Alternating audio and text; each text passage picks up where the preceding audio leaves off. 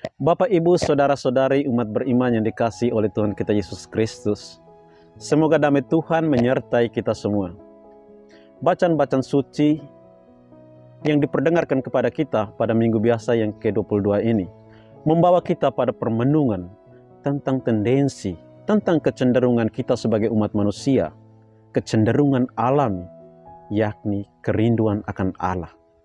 Karena di dalam Allah ada kedamaian, di dalam Allah ada kebahagiaan, di dalam Allah ada sukacita, ada pengharapan. Namun, jalan menuju ke sana tidaklah selalu mulus, tidaklah selalu indah. Bacaan pertama dari kitab Nabi Yeremia melukiskan tentang panggilan Nabi Yeremia. Ia diutus untuk mewartakan, untuk melakukan kehendak Allah. Tetapi tidak jarang dia menerima olok-olokan, ditertawai oleh orang Israel, dianiaya, bahkan diancam untuk dibunuh. Bahkan ia sendiri pernah berusaha untuk menghindar dari panggilan Allah. Namun api panggilan yang membara di dalam dirinya tidak menyurutkan dia untuk melakukan kehendak Allah. Sehingga dia berkata, "Ya Allah, Engkau telah membujuk aku, dan aku telah membiarkan diriku dibujuk oleh Engkau." Kemudian disempurnakan oleh pemazmur yang mengatakan, "Ya Allah, Engkaulah Allahku, aku mencari Engkau, hatiku rindu akan Dikau, seperti tanah yang kering dan tandus, tiada air." Bacaan Injil hari ini merupakan kelanjutan dari bacaan Injil minggu lalu. Petrus mengakui iman dan kepercayaan akan Yesus Kristus. Engkaulah Mesias, Putra Allah yang hidup.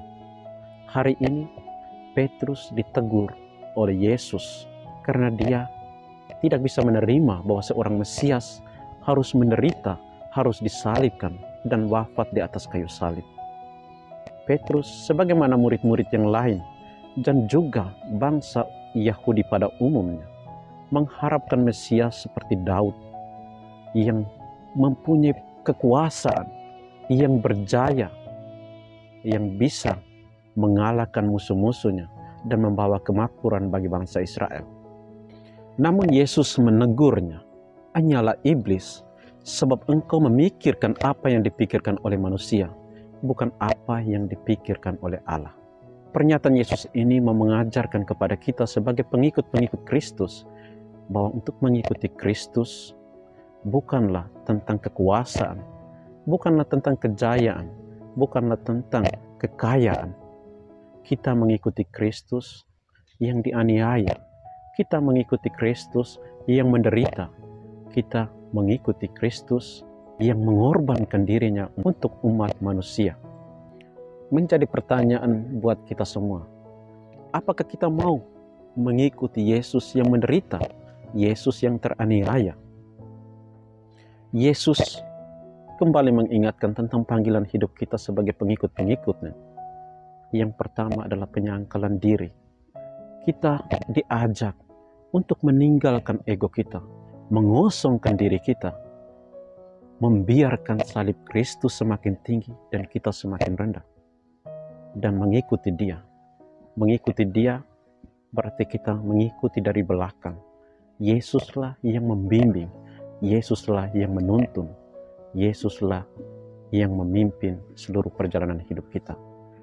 Akhirnya, sama mengulang atau mengutip kata-kata dari pendiri kami, Santo Annibale Maria di Francia.